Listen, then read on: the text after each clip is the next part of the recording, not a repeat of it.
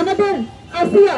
7 বছরের আসিয়া সে বাংলাদেশের এই নরপিচাসের হাত থেকে রক্ষা পায়নি, তাকেও ধর্ষিত হতে হয়েছে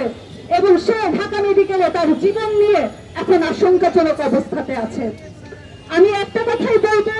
জুলাই আগস্টে আপনারা দেখেছেন, আমরা দেখেছি, নারীদেরকে আপনারা অনুপ্রাণিত করেছেন, নারীদেরকে আপনারা সম্মুখ সারিতে আসার জন্য উদ্বুদ্ধ করেছেন, কিন্তু 5ই আগস্টের পরবর্তী সময়ে আমরা দেখতে পাচ্ছি আপনারা নারীদেরকে পিছিয়ে রাখছেন, নারীদের নিরাপত্তা আপনারা নিশ্চিত করতে পারছেন না।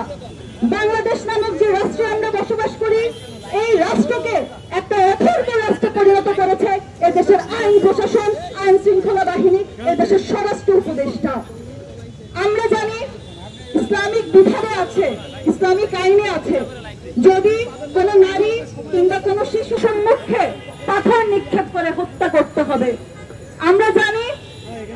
বাংলাদেশ শিশু ও নারী নির্যাতন দমন আইন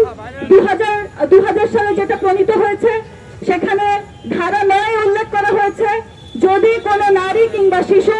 ধর্ষণের শিকার হয় তাহলে তার ধর্ষণকারীকে যাবজ্জীবন কারাদণ্ড দিতে হবে অথবা মৃত্যুদণ্ড দিতে হবে। কিন্তু